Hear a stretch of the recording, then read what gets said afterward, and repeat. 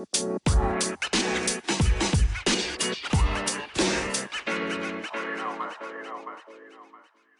right, guys, welcome back to the podcast, back to Game and Compute. Got a topic for you guys today. So, I was listening to some Dave Ramsey, catching up, and came across this short clip from one of his episodes.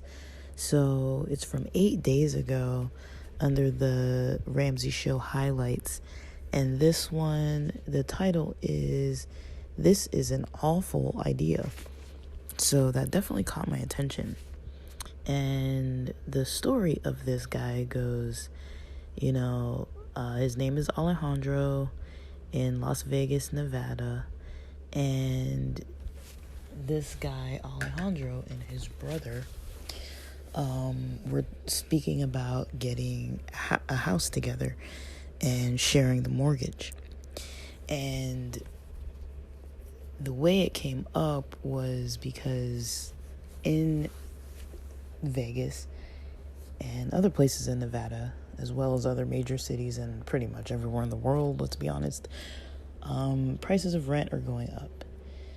Housing costs are definitely increasing. Or even if they are almost a little closer to steady, they're still very high. And so people are having a hard time catching up due to inflation, due to, increased, expenses for necessities, as well as for entertainment and those types of things. People are basically a little bit, tight on money. And that's one reason that people have to consider rooming or sharing housing with others, right? Is to cut down on costs, save money. The issue here is that Alejandro has a girlfriend, and Alejandro's girlfriend does not want to move in with Alejandro's brother as well as Alejandro. A second issue, Alejandro's girlfriend doesn't like to talk about money. And she doesn't seem to be very strategic about her expenses, her finances, her goals and planning, and seems to not really be able to follow a plan. Now, I don't know if they're financially stable or not, or financially having issues, but it sounds like Alejandro is looking to pay less money for rent for whatever reasons. I'm not judging it. I've definitely been there, either for, just the ease of, not having to spend a whole lot of money, nearly $2,000 of money. Sometimes it's like, I'd rather just work one 40-hour-a-week job and not have to work two 40-hour-a-week jobs just to pay my rent. And I'd like to go out on the weekends and not have to, avoid, maybe going out to dinner once or twice a week, or ordering, an Uber Eats, or, taking an Uber to and from maybe one or two weekend nights, to, go out for a drink or something along those lines, right? So, I kind of can tell, where I want my money to go sometimes. And so I'm like, well, I'd rather just pay less rent, because that's probably one of the bigger payments most people have, is the cost of what they pay for housing. Unless you're paying over $1,000 or close to $2,000 or a couple $1,000s for something else a month. But most people I know aren't paying, as if you think of one single thing that gets paid for, usually the rent is the single largest bill, and then there's a combination of other things. Now if people have pretty massive debt, sometimes the debt can be a bigger chunk as well, if you combine all the money, especially if it's money that gets directly taken out of your bank. I mean, you can feel that. Those guys are like hawks. They'll be waiting. Before you even wake up, they've already taken their cut, so it's hard to kind of deal with that too. And I get it. People are having issues. So Dave Ramsey mentioned, well, it wasn't Dave Ramsey actually on this episode. It was two of the other guys. It was Ken Coleman and George Hamill? George, I don't remember his last name, dude, but George. So both of those guys were talking to Alejandro, and they were both like, this sounds like a bad idea. The two things, you know, the relationship with the brother might be damaged, the relationship with the girlfriend might be damaged, and then they alerted a red flag to the girlfriend having issues with money. So things that they didn't mention if the girlfriend is like financially irresponsible. Like, it sounds like she doesn't like plan or budget or really want to talk about it or really want to like stick to any kind of, you know, goal. But also, I mean, I've known people who maybe don't seem to be into budgeting and stuff like that, but they're also a little bit thrifty and they don't really spend a lot. Like, I definitely know myself, you know, I try to budget. At least lately I've been pretty decent with budgeting, but you know, sometimes I just don't spend a lot, you know. It's like, if I'm not like directly budgeting, sometimes I'll just be like, okay, like I'll get one Uber Eats a week, go out 2 times on the weekend, and that's all I'm spending during the week, you know, like, you know, so I'm trying not to spend more money. But and when I go out, you know, I'm not spending hundreds of dollars, you know. It's like, you know, I'll usually eat before I leave the house, so I'm usually getting an appetizer, or if I do get an entree, I'm usually splitting it in half and taking half with me, because the meals are usually pretty dang big. Lately, I don't drink much unless it's like, I kind of pick and choose. So for myself with drinking, if I'm either with somebody that I'm not normally with, like say getting to know somebody and they're like, oh, I want to drink, you know, or it's like a birthday, I'll have a drink. Or if it's like, you know, somebody kind of comments like they don't want to drink alone, I'll have a drink with them. But, you know, otherwise, you know, weddings, that kind of stuff, like, I'm not usually into just casually drinking anymore. Like, that's about as casual as my drinking gets. And usually it's 1 drink, maybe 2 max. I'll babysit something for a while, and, you know, just because it's not really worth it for me. You know, and I'm not really too into alcohol. Like, to me, it's like the next day I just feel like crap anyways. Even if it's 1 beer, usually it's like my energy's off, it throws off my sleep. And to me, that's kind of like enough to not really want to be into it anymore. But I did have a time when I was, but usually the expense that comes with that, you know, is going to be having to Uber. And so that adds an extra expense. So those types of things for me, I'm like, that's expensive. And then Uber Eats, you know, you can pay easily $25 and have to pay like the fees and all this other stuff, and then tipping, you know. And so that kind of stuff costs money. Like, it's not free, but that's the kind of stuff I'm kind of willing to spend on. And people who know me, you know that I like to go to concerts. So those are kind of the bigger things I'll do, is go to concerts or go snowboarding. And this is the year that I'm doing those things quite often, but mostly because I've cut out the majority of my weekend bar and club kind of lifestyle. And so basically I just allot that money elsewhere to do other things and not just do like bars and clubs, because for me, bars and clubs are kind of like, I mean, they're fun, they're great, they're cool, don't get me wrong, I'm not like against it, but they're not like my all-time favorite thing to do anymore. I'd rather do a bigger thing once a month than, 4 to 8 times a month going to a bar or club. But yeah, I mean, I feel like if I can afford it, that's not a problem.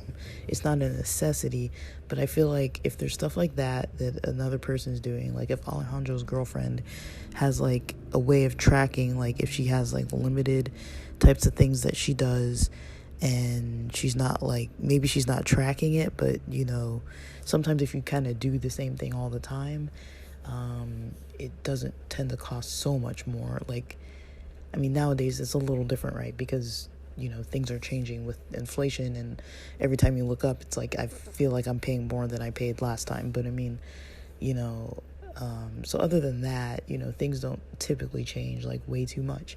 So if you do kind of have the same types of hobbies and same types of activities that you always do, I could see kind of like maybe not tracking your finances too diligently and just being like, okay, like whatever, and not having it be like a problem, But I would say where the red flags come in definitely is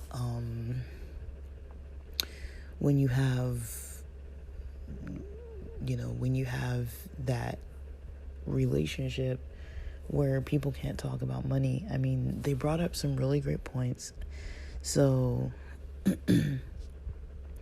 one of the things that they mentioned was the point that I'm not going to go in order here, it's kind of just by memory. One of the things that they mentioned about the relationship with Alejandro and his girlfriend is that,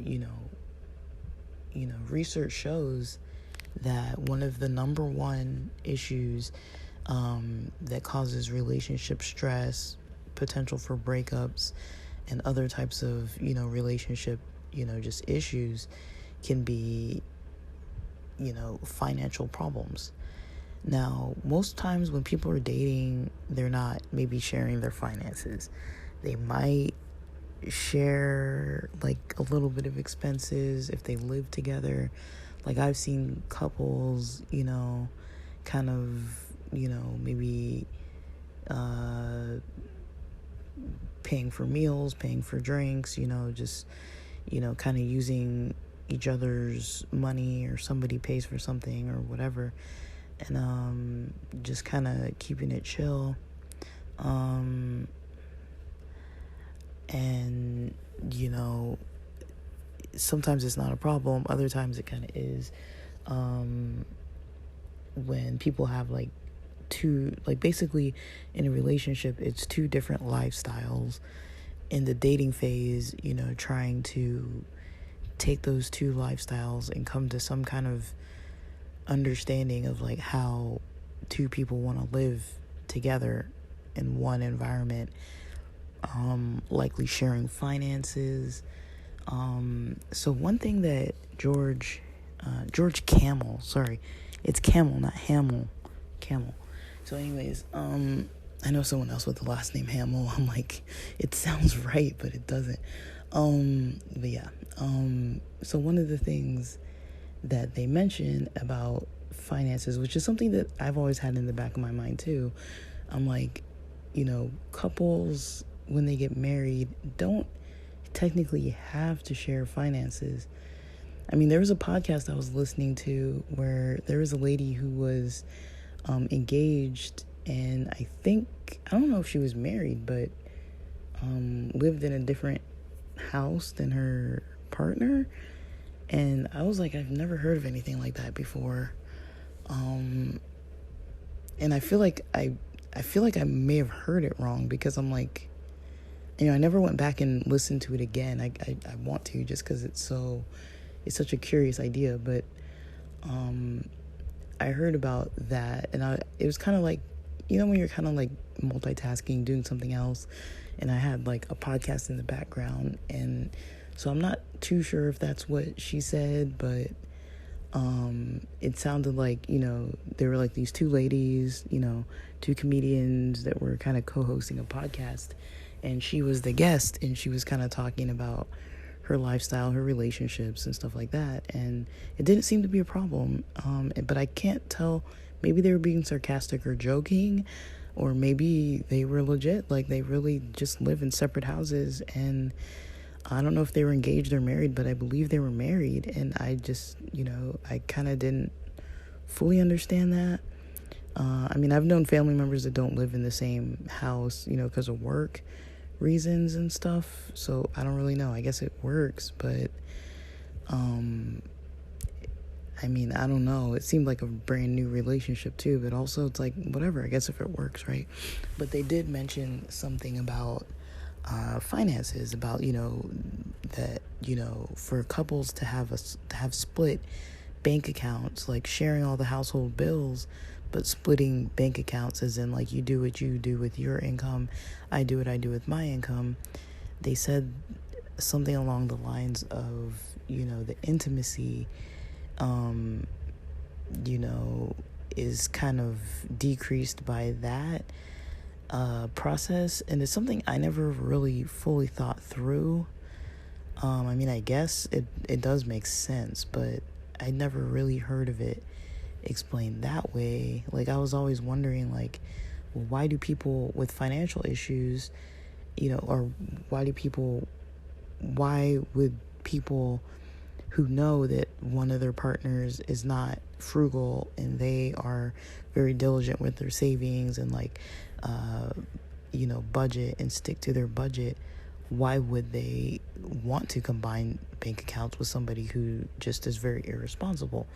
Like, I wouldn't want to do that. I wouldn't willingly be like, okay, let's open this bank account together and see what happens, knowing that they've proven that they haven't changed at all or made any effort to educate themselves about it, or made any effort to, work on their impulsive spending or whatever it may be. Like, I guess, I could say, like, really the only way I could see it is if somebody really had, like, a lifestyle where they're really not,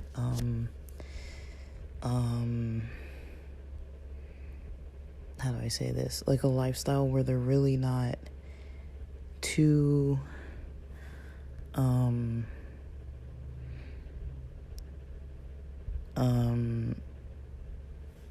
do I say this? Like, they kind of have the same activities so often, then I could then maybe see, at that type of situation, people sharing, a bank account where it's like one person budgets, the other person doesn't, but the lack of budgeting isn't necessarily getting in the way, if that makes sense. So sorry guys, I accidentally posted this episode without actually finishing what I was talking about here. Another thing that kind of comes up with relationships and finance, like, other than the budgeting issues, is really kind of, like, I think, goals.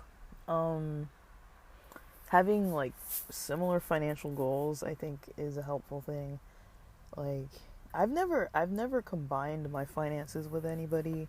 The closest thing I've come to combining finances, and it's not the same thing. We weren't sharing a bank.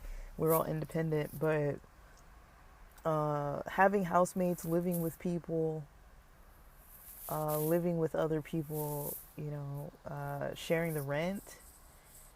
Now that, I guess I can explain some experiences with that. I would say let me see, the first place I rented from, I started having some issues with the rent expenses towards the end of school, when I was going to school in LA, like, near downtown. Basically, it was during that economy crash, and our student financial aid was not doing too good. And at that time, I didn't know about Grad Plus loans. I can't remember if you can get them for a master's program, but I didn't know about Grad Plus loans then. I only started using them when I was attempting the doctorate program. So for the master's program, I didn't get student loans or the Grad Plus student loans, and because of the bad economy, something was going on with the student loans for getting them on time, but they would bypass it. So basically what would happen is, you'd have to call the office and be like, look, I have financial aid awarded, and they would put some kind of note in your file online that would say, oh, this person has financial aid, because otherwise you'd have them calling you and trying to drop you from your classes and stuff because the financial aid wasn't posting before school started, and it was posting well into the term. And that happened for a couple, I don't remember if we were quarter or semester. I want to say we were quarter. That happened for a few quarters, a couple quarters, I think. I really can't remember too clear, but I remember when I graduated, like, it was a terrible job market, and most of my friends who weren't in the same field, who didn't go to grad school, were getting laid off of jobs, and a lot of them went back to school around the time I was graduating and went back and got a higher degree again. And I was like, okay, well, at least maybe it's good that I stayed in school and didn't try to get a job, like, and the path I was in as far as the educational path, I was actually, like, back then it wasn't really possible to get, like, jobs where you could really, like, sustain an independent lifestyle without getting past a bachelor's degree. Like, usually, you could have a bachelor's, but you'd maybe not be, like, you'd be working in a job where it's kind of like you're not really trying to stay there. And especially if it was in the field of psych. Like, in psych, I feel like only more recently is it more common to see, like, bachelor's degree level staff in clinics and environments, where you actually have major roles where you're actually doing clinical work. Like, when I was in school, like, usually you couldn't get those kind of clinical jobs. Maybe research jobs, but clinical work, I don't think you could legally do it. If you had a master's, you could usually get a job more easily, but if you had a bachelor's, you couldn't. And so my choice was to just continue in school full time, work some as well, and then not really basically just keep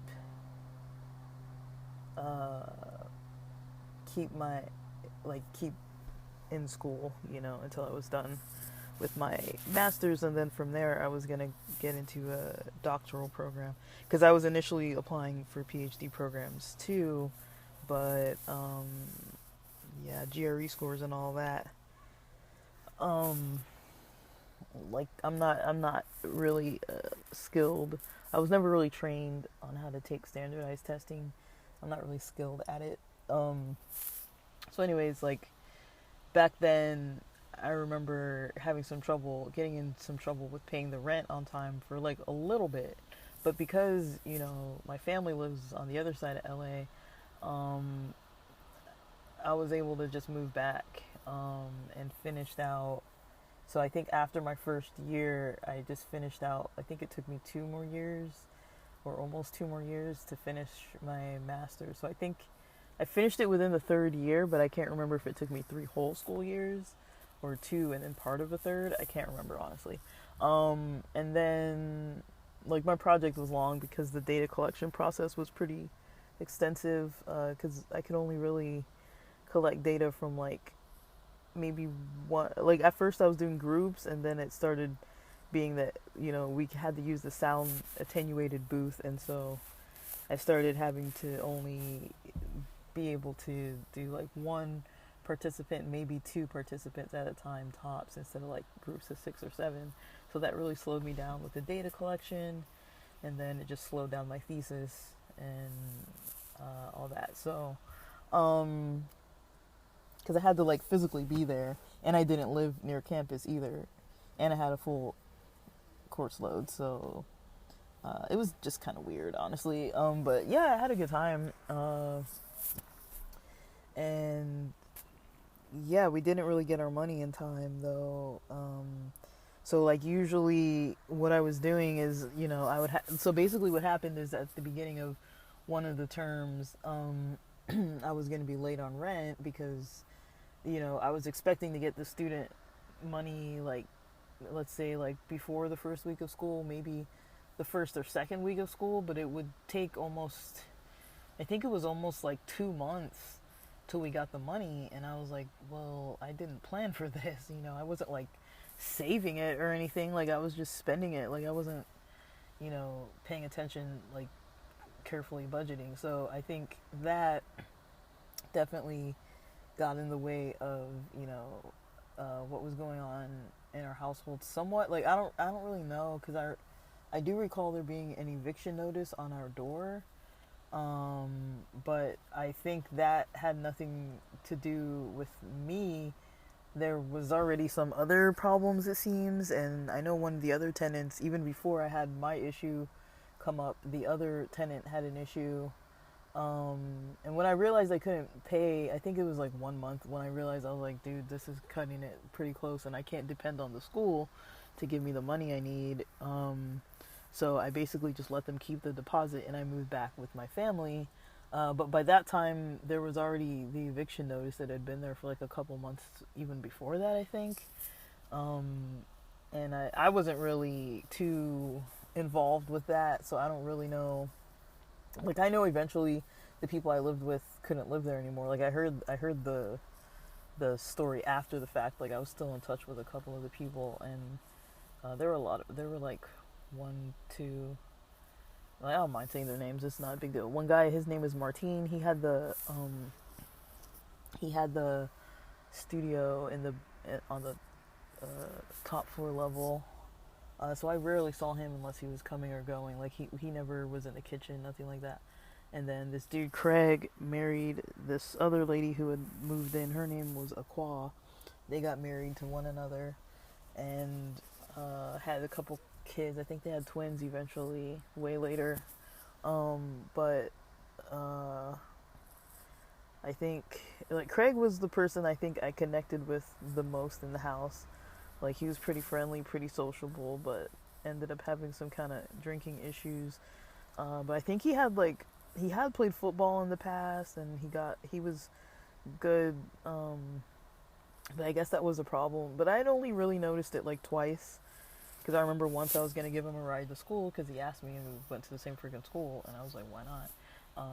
And then I remember trying to get him awake, and I couldn't, and I'm like knocking on his door, and, you know, I was just knocking on his door. He wasn't answering. I was calling. He wasn't answering, and so I kind of waited till I was like, okay, well, I really have to leave because, like, I'm going to be late if I don't just leave. And I felt like I put my ear up to the door and heard like snoring or something, but I don't really remember. So he must have just come home knocked out. I couldn't get him to wake up. And we didn't go into each other's rooms like that. But then in addition to that, he one night got a little messed up and started like throwing stuff down the stairs, like paper. It was like paper. But it was like 2 o'clock in the morning, and the lady who stayed downstairs was the cousin to the owner of the house.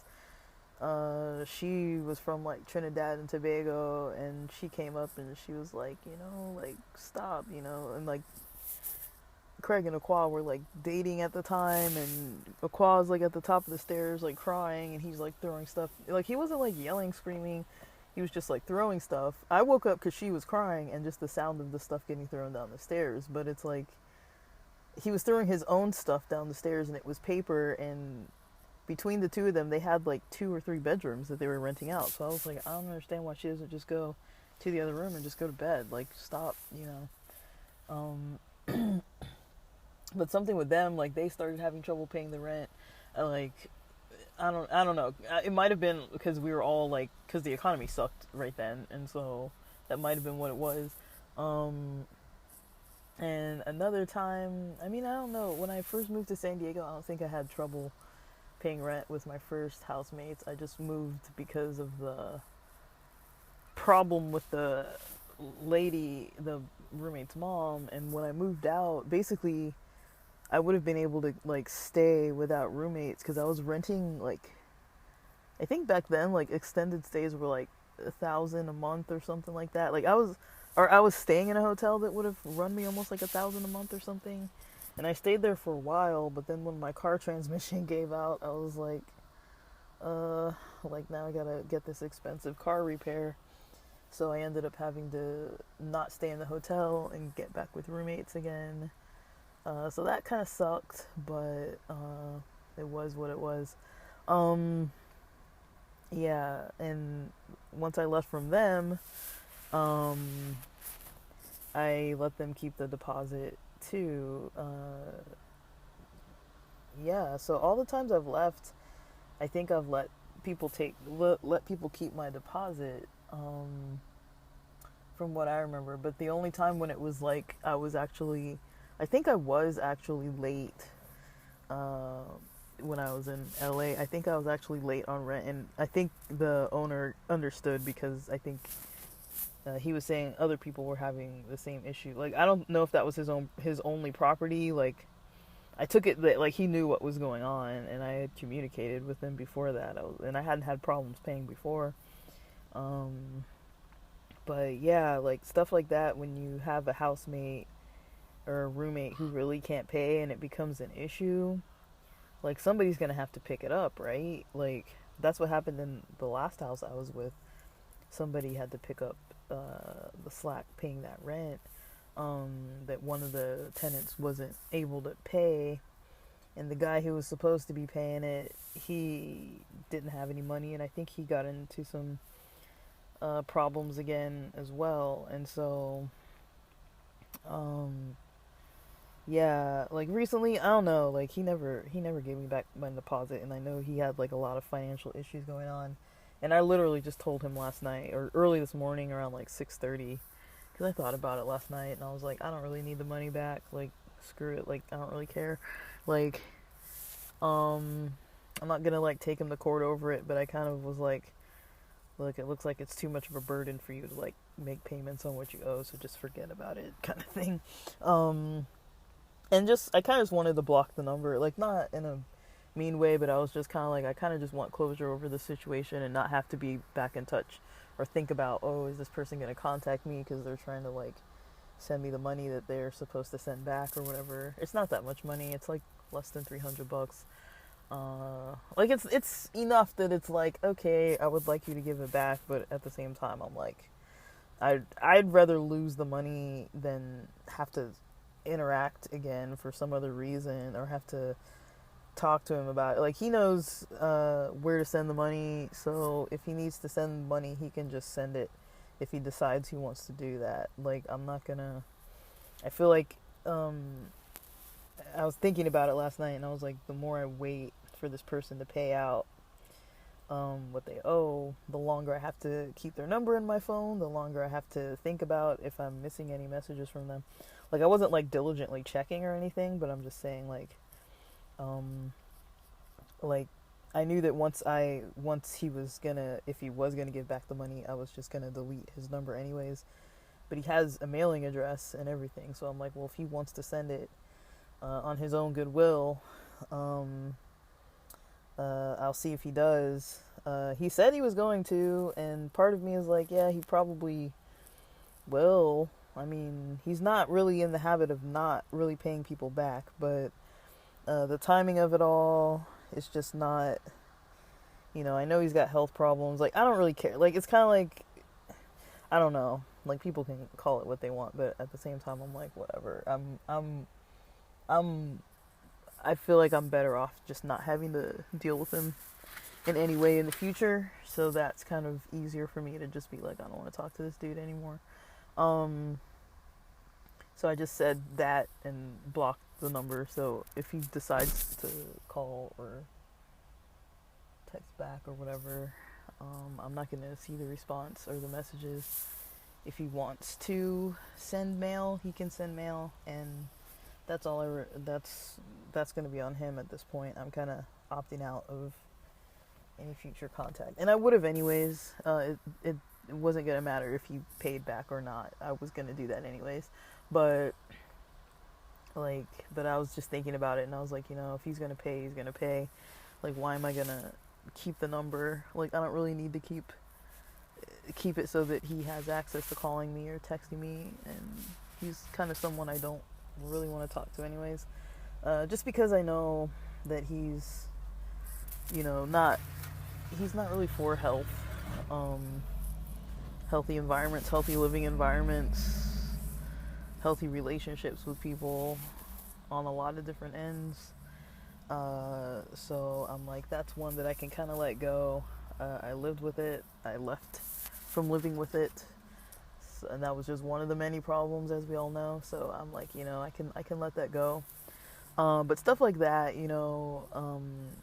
mean, I'm not really saying that it specifically is a big issue, but imagine if it was like a whole deposit of like $1,500 or like something like that, like a significant amount, where there's somebody not paying you back or somebody owing you money and all these kind of weird things like that, So, yeah, I was kind of thinking about it, and I was like, oh man, like, when it comes to, that is still kind of like a type of a relationship, even though it can be pretty temporary. But I was listening to George Camel. The reason why, I don't know, I'm kind of long-winded today, I guess. Sorry about that. I had a very poor night of sleep, and then I'm like, let me get up, do something productive, So I was up past midnight, woke up again at like 4 in the morning, so I probably slept like 3 hours. Then I got up around just before 5, like 4:45. I just turned my lights on because I was like, I know I'm not going to sleep anyways. So I watched a little YouTube, ate a little bit of food around like 6:30, 6:45 a.m. and then knocked back out, went to sleep till like 11 something, but I didn't start getting up till about noon.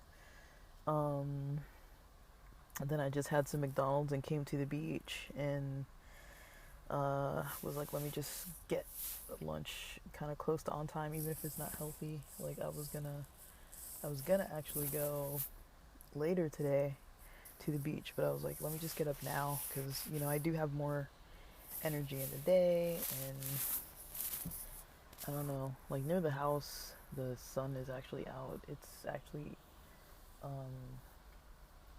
pretty nice and bright and sunny, but once I got to the beach, it's overcast as usual, a little cloudy, but you can see, like, when I look behind me, when I look east, the skies are getting slightly more and more blue the further east I can see, and then the further west I can see, it's more and more clouds. And so that's just how it is, like, most of the time. And then I had to pay parking for the first time this year at this beach, parking in the lot where I normally park.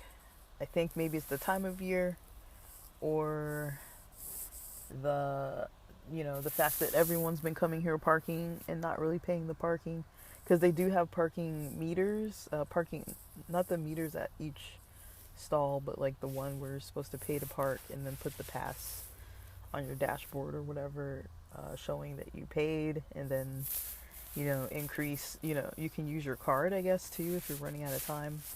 But I mean, your phone, I think it has like an app too. I don't really know.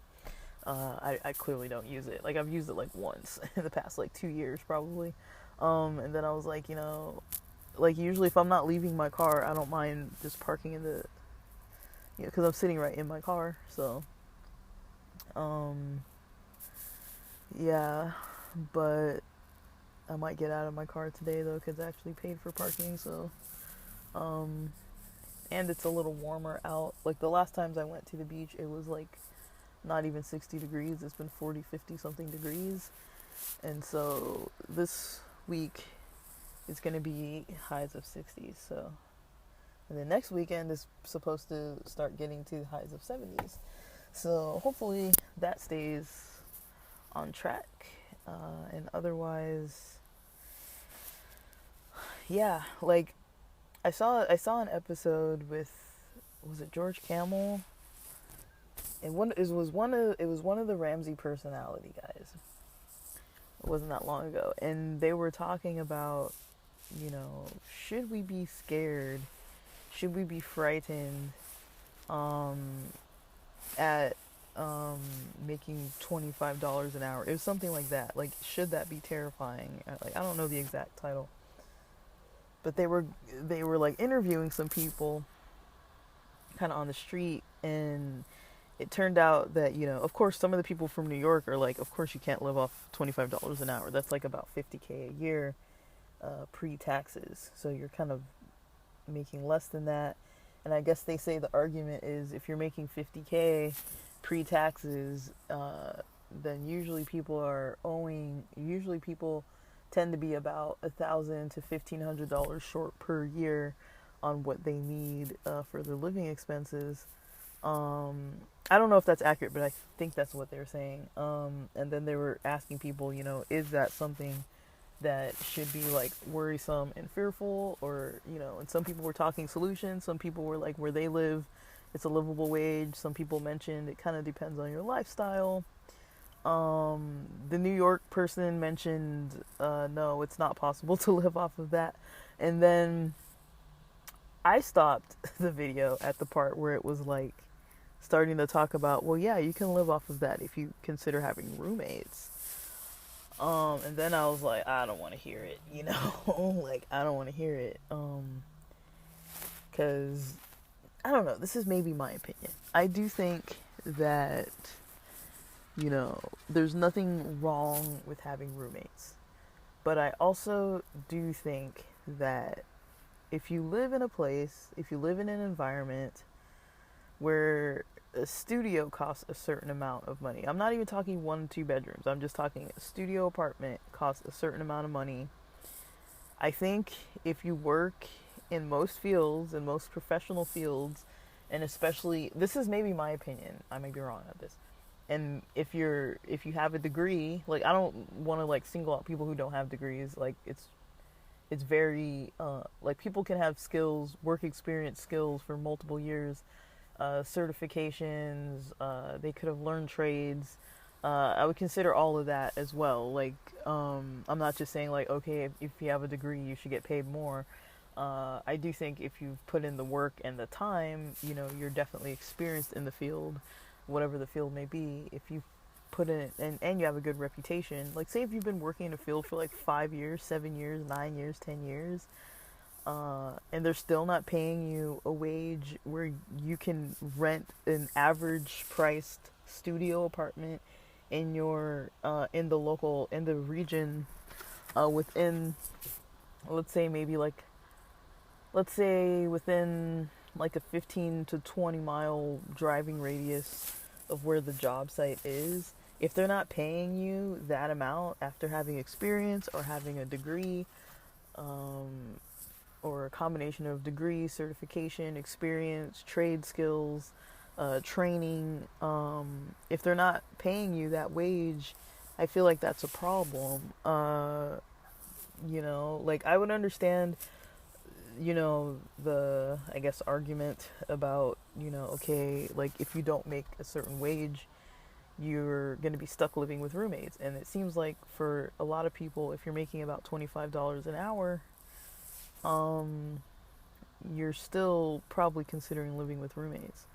Like, I was making about 25 or so an hour. Like, I was making, I think, 24, and then about 25 something. Then they kicked it up to 26, but my hours were 32.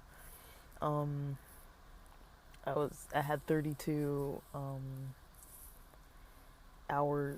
32 hours a week that I was working because I was studying starting in September of 2022.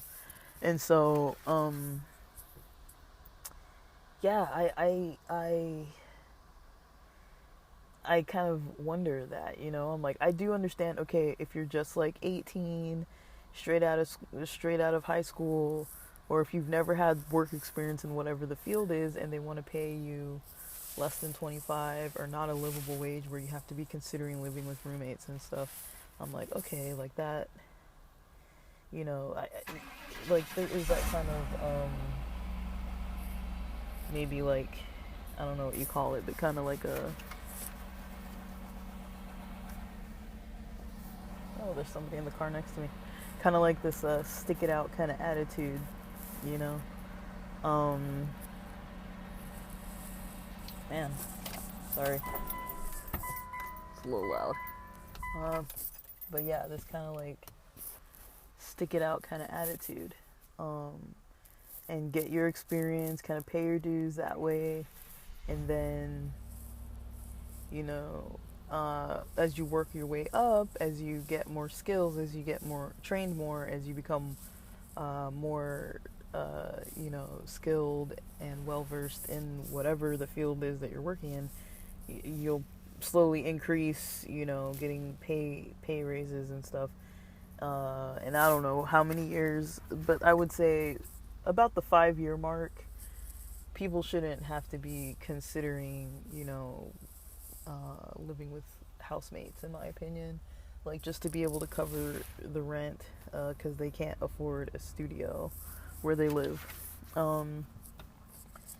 They say I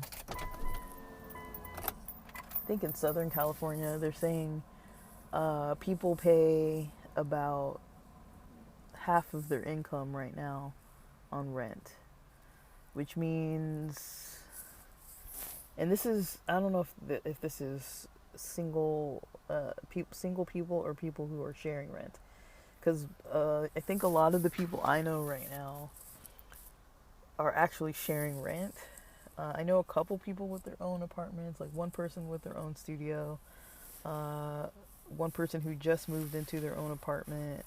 Well, two people who, one person who's had their own apartment for a while, and one person who's moved into their own apartment recently. And so I don't really know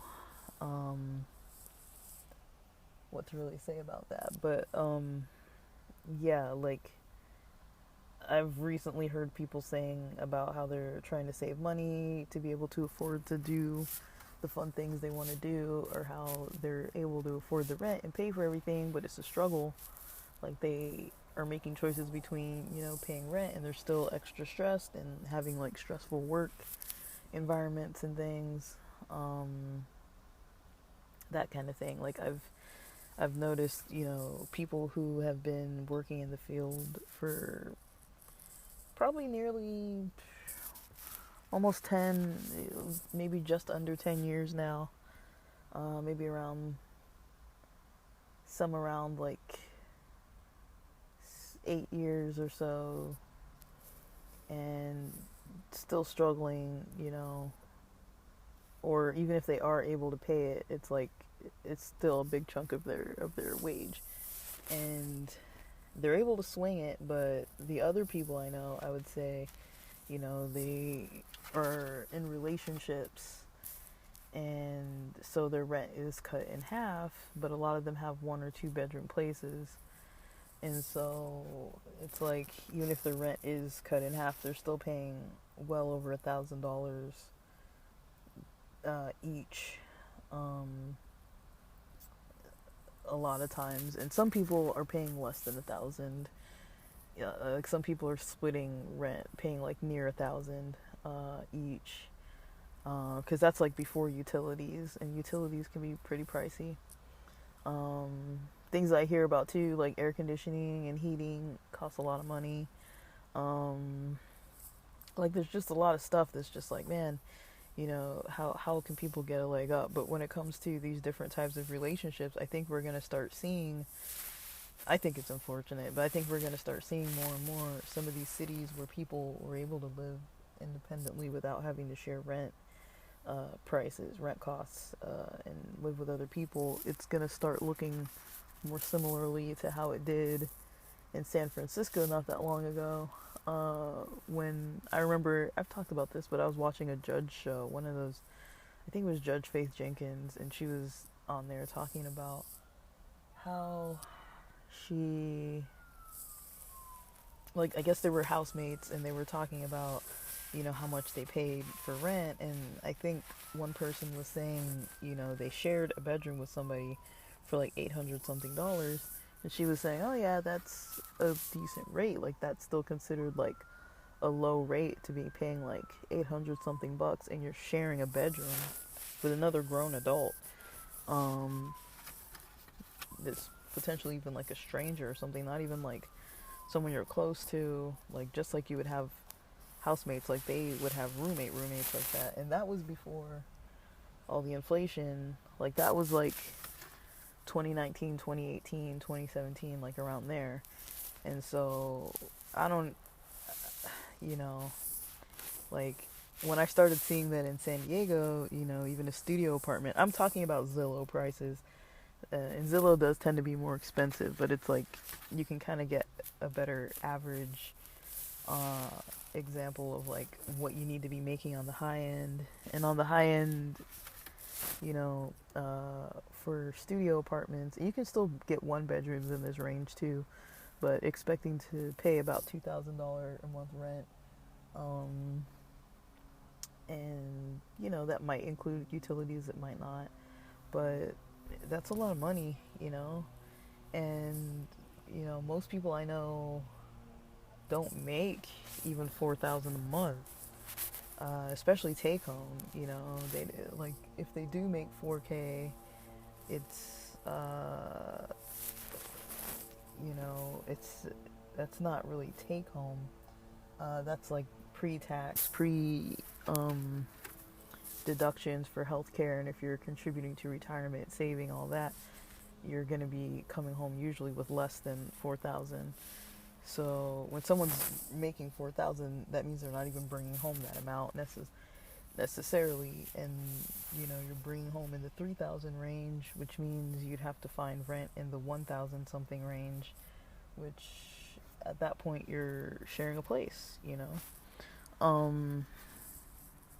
Because like I mentioned before, my rent to rent a room with all those wild people, my rent was at the highest, it was like 780, 785, something like that, a month, and that was at the highest. And I moved. My official move date was June 15 of 2022, but I wasn't living really in that house since like May of 2022, sometime in May of 2022. So we've almost come full year, full circle. But yeah, like I'm just like my plan was, get out of the house first so I can focus on what I need to do. So that's why I worked from LA for a long time, because I was like, well, my folks live in LA and they're less of a problem than the housemates. And, you know, so I was like, if I have to choose between the two, I'll choose my parents. And so I chose, stick with my folks, live with my folks. Get these windows rolled down. Yeah, stick with the folks, live with the folks. And I kind of enjoyed, it's all right. Like, but like it's feeling a little crowded. Like I feel a little crowded,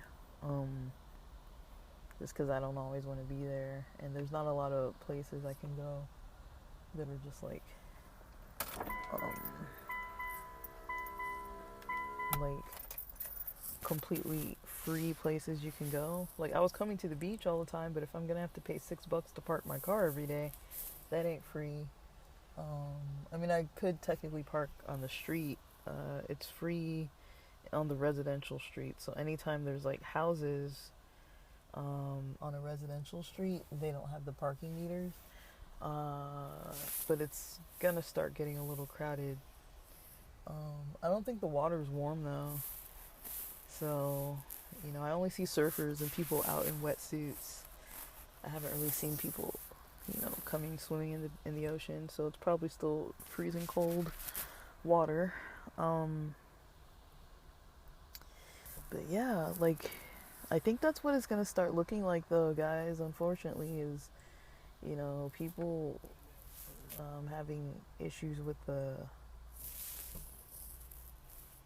with uh,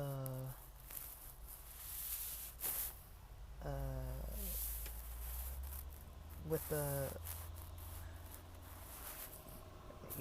with having housemates and roommates, and I don't know if you need any food for thought on those levels. I've got plenty of old episodes where I'm bitching and moaning and groaning about my housemate situations, and I don't think I had a lot of answers, but mostly, if you can't set boundaries with people in the house and people can't follow them and people have a lot of other issues that need to be handled that aren't getting handled, those kind of things might become a problem um, in somebody's own life. That might then become an issue. So if you have people who are noisy, who are keeping you awake, if you have people who are just bad personalities in general, people who just don't get along well, who like to fight, argue, are just unpleasant with their energy, that's going to get in your way. If you have people who can't pay when they need to pay rent and pay for their own stuff, or if they're stealing your stuff or jeopardizing the safety of the house, bringing in weird people, all this kind of stuff. Like, if you have any situations like that, it's not going to be a good fit. And, for people to say, usually people aren't going to tell you. I'm pretty sure when I moved out, they weren't telling people about the lady who lived next door to me, or next to my wall. I'm pretty sure they weren't, out there being like,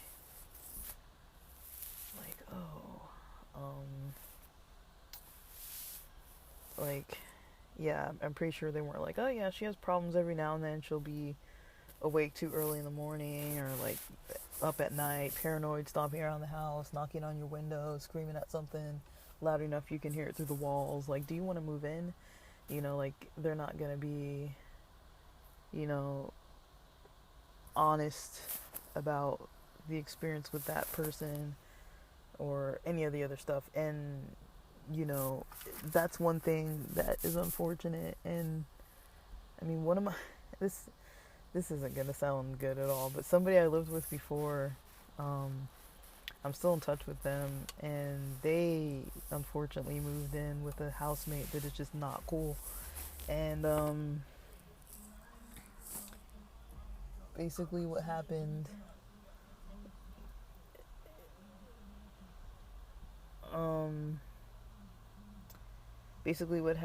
is this person wasn't they're just not nice. And this person I used to live with is always having to deal with this individual. They live together, and the person I used to live with has a restraining order against this person. Cops had to get involved at one point. The roommate went to jail at least one night because of violating a restraining order right after they got it. And then this person I used to live with got a lot of this continued situation kind of on video, where the guy is just going on and on, just, I'll call him my friend, the guy I used to live with, we're friends. So this friend of mine, he's created a YouTube channel, recording all the ridiculous nonsense that this dude is putting him through. And he's like, don't live with this person, don't room with this person, and exposing kind of like the name of the person, and just like toxic, just being like, oh, this person is pretty toxic, and here's some examples, and has these little compilation videos where he's just video recording. And I think I've seen part of one of the recordings, but I think there's like 3 or 4 videos posted, maybe even more now. He has a whole YouTube channel dedicated to this guy, and how he acts. And I feel like, I don't know what I think about that, I'm not judging it, because the other guy is harassing him, and the restraining order clearly didn't even really help. Like, the guy went to jail once, but it's like, I mean, to have to get a restraining order against someone you live with, that's pretty serious. So I don't really know, like, what I'd really say to people in those kind of situations, but that's kind of the risk of having to have roommates, is especially if you have, you know, like someone that has some kind of illnesses that are going to come back on you because they have these unmanaged problems. And like nobody's perfect. Like, people are gonna argue. People are gonna, maybe even if it doesn't become an argument, people aren't always gonna think the same. People aren't always gonna have the same ideas of cleanliness or loudness or quiet hours or sleep schedules, or you know, uh, eating other people's food, or like parking in somebody's space, or something where it's like sometimes some people feel more entitled to things, other people feel like you should have done it this way instead of that way. There's not too much around that, but I feel like what's changing with the dynamic is, like, usually when, before, at least, like a long time ago, when the economy was like way better, like even before I was in grad school, before I even left LA initially, like almost 9 or so years ago, 9, 10-ish years ago, people could do what they needed to do with their work, with their training, get a job, get an apartment, and they wouldn't, unless they wanted to have a life with somebody. Most people, I don't know if it's most people, but more of the population was able to get an independent method of living, work their way to it a little more easily than now. Like, now it's like, I know people with plenty of degrees and training that, the options of places to work, they still don't even want to pay you a livable wage. So, and what I mean by livable is either with the degree or training, you're able to, live independently without housemates, roommates, or you're able to, um, you know, uh, like, you're able to kind of like work your way up if you are at a level where you can't really afford it yet, like that, you can see it on the horizon, that it's possible to do, that it's possible to get to that pay rate. And that's exactly why, I left my previous job, and I even talked to another job that I worked at before that, and I was like, you guys, the reality of this isn't even that I'm not trying to do the work, it's just that I've been here for so long. Like, how much do I need to endure, having to live with roommates, and I'm not trying to get like the fanciest like place on the planet. It's like, even if you look at Nook studio apartments in downtown San Diego, they're nice, like, they're small, they're nice enough. Like, I wouldn't call them run down. They seem kind of modern. I could be wrong, but they seem kind of modern and kept up. I don't really know the noise levels, anything like that. I've been in a couple apartment complexes, but one of them I think was called Pinnacle. I've been in that apartment complex before. It was really nice. And that was not the Nook, but I think it's within walking distance. They're not far from Petco Park, and yeah, I've seen the Nook Studios. I know for sure I've seen them from the outside. I can't recall if I've seen them on the inside in person. I know I've seen them in the inside online, but I don't know. There was a point where I was looking at so many apartments, I really can't remember. But I remember, like, what I saw. It looked modern. It looked, small, but otherwise, doable. And I think, last time I checked, they were charging, I think, $1,700 rent or something like that. I don't know. Maybe more. It might be more now. But let me see if I can look it up.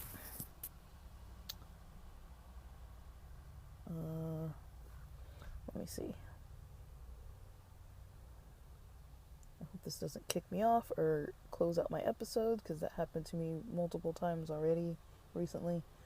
What am I looking for? Nook Apartments, San Diego. So let's see what these are priced at. And those are kind of centrally located. Not everybody wants to live downtown, but I'm just saying, as an example, those are studios that I've seen. So it's in East Village. Oh shoot, it says permanently closed. I don't know what, so did it close?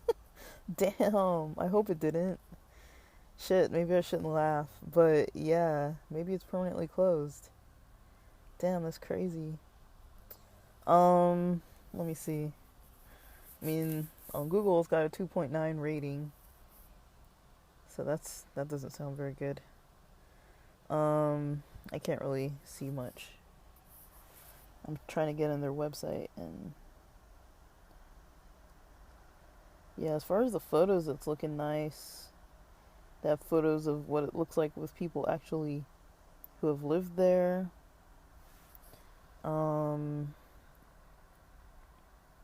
Man,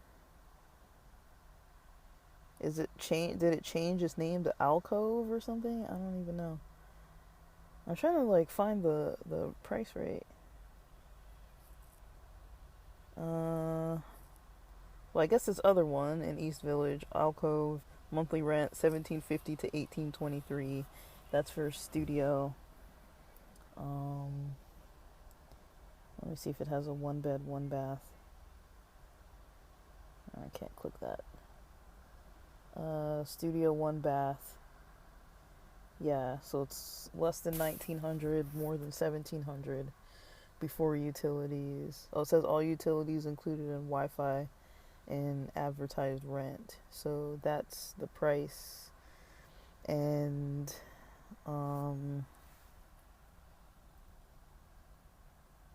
what's this say? $45 application fee, $500 holding deposit, 1 month's rent,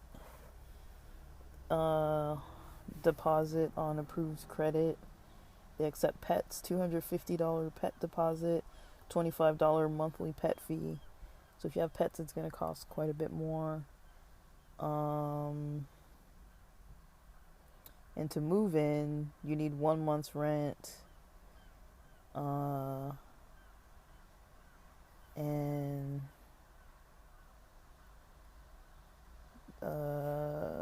yeah, it says $500 holding deposit. Oh no, so I'm wrong. $500 holding deposit and 1 month's rent deposit.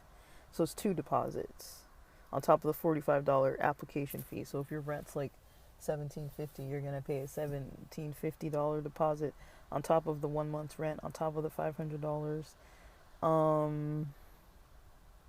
Yes, and so that's like I was saying, like, 2,000 in San Diego will get you something. You can still find stuff under, like I mentioned, but I don't know how much parking costs.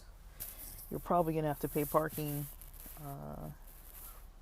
because street parking might really be a pain. I don't know what parking's like, but that's one thing I notice when I go look at places is I check out the parking. I'm like, if it's hard for me to park when I visit friends or hard for me to park when I'm looking at an apartment, that probably means that area is going to be hard to park if you actually move in. Like, I remember this one place I looked at, it was a little teeny tiny studio loft thing. It was basically a shed that they put a bed loft at the top of it and a little bathroom under the bed area, and so you'd basically have what's equivalent to like a small office space to kind of chill in. Really small. I don't think it was more than like 10 by 11. It was probably a little smaller than that, honestly, because my bedroom's about 10 by 11 and you couldn't fit a full-size bed in there.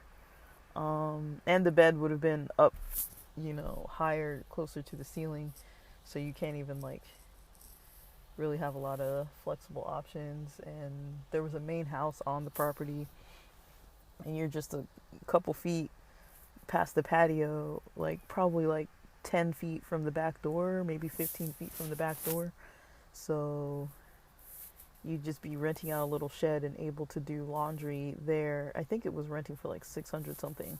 It's probably almost double that by now, honestly. Like anything that I looked at way in the past that was close to 1,000 for those type of shed type studios. And I'd looked at multiple types. Those are more now. And so I know, like, initially I was talking about relationships, romantic relationships, you know. I mean, there are definitely times when friends might owe friends money and things like that too. Parents might owe money, or they might not have retirement and that kind of thing. And those types of things to have to consider. Like, I've already got friends who are dealing with, you know, parent medical bills, parent, you know, eviction risks and things like that. And my friends' parents are usually in their 60s, most of them. So it's kind of like it's a pain for sure. And unfortunately, things aren't getting better faster, or better from what I see. I don't really see it getting better. But there's also a lot of scare and misinformation and information that's hard to kind of tell. Like, are they just trying to get views, or is this the most accurate, truthful information? Like, I do like the guy from Clearview, but I would say definitely pay attention to clickbait titles. You know, a lot of these finance channels and stuff give you these kind of clickbait titles to make you tune in, and then it's like you're already in partial fear just from hearing, like, oh no, like, this is, you know, this is the one, this is the collapse, this is the signed document that's going to make the world economy end as we know it, and we're all going to have to switch over to crypto. And, like, I don't know, I don't want to laugh at this stuff because I don't even know it's true, but, you know, pay attention. You know, pay attention to the market, to the sales, to how they're marketing to your emotions. Pay attention to that.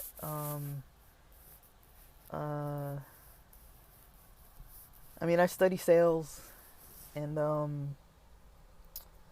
one thing that sales and advertising and all of that kind of tends to play a role on is trying to get views or listens or that kind of stuff by, you know, there's just the title alone. And, you know, if you know, talk about topics about sexuality or fear, or, you know, some kind of urgent reason for someone to kind of tap into your content, usually that's how you get people to gravitate towards it, is scaring them, you know. And I can't tell you how many people whose content I know they do that, you know, how many people do that. But it's something to pay attention to. I don't tend to do it a lot on here. I might do it on here. I don't know, but I kind of see it. When I see it, I'm like, okay, I see what you're trying to do. It doesn't really mean that they're lying or that the information isn't accurate. It's just that they wanted you to listen to what they had to say, somewhat on that topic. But usually the topic of the fear that makes you click on something, or the worry, or the, you know, ooh, this seems urgent, or, you know, some kind of sensationalized title that makes you click on it, usually that is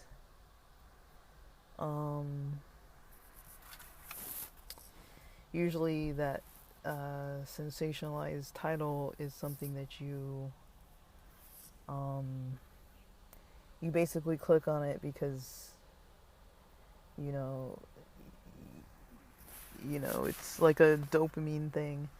You want to know, you know, it gives you like a bit of a dopamine rush, you know, more so than just a straightforward title. So sometimes just even paying attention to that helps to kind of tell, you know, or just see what the actual topic is itself. Like, try to weed out the words that are like fear content and that kind of sensationalized type of content, and try to see like, oh, they're actually talking about, this new legislation, or they're talking about this new bill or something. And my purpose of listening to this or watching this YouTube video or whatever is to learn about the bill. And then you click on it and you start listening to it and watching it, learning about the bill. You're not trying to get the fear of this bill's gonna change your life for the worse, And it's like, oh shit, I need to click on this so I can like learn how my life is gonna like get worse, Like usually the mindset going in is, how's my life gonna get worse? Not how is, what am I gonna learn about this bill? It's like, how's my life gonna get worse? And then you'll listen to the whole thing, and then they'll spin it, and they'll be like, oh, well, your life's not actually going to get worse. And it's like, but I thought you were going to tell me how my life gets worse.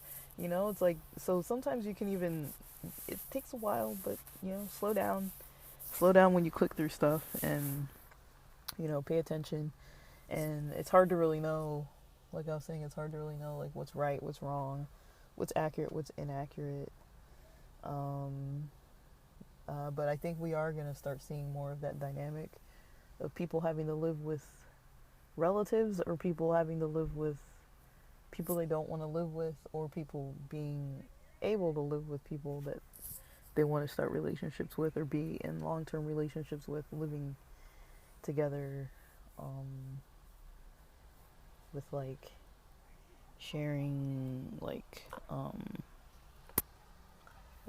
their lives, their trying to make a life together, because I feel like the difference is, when you're trying to make a life together with someone, you are trying to kind of understand, at least to some extent, part of the topics to pay attention to would be, the finances of the household. You can't have just one person who spends, I don't know, like it's got to be the bills are going to be broken down in some way, and it's not going to be very likely one person's paying all the rent and all the utilities and every single thing. Maybe it is, but it's like you have a lot more say over things and compromise over things when it's someone you want to live with, versus when you're just living with somebody because it's financially convenient.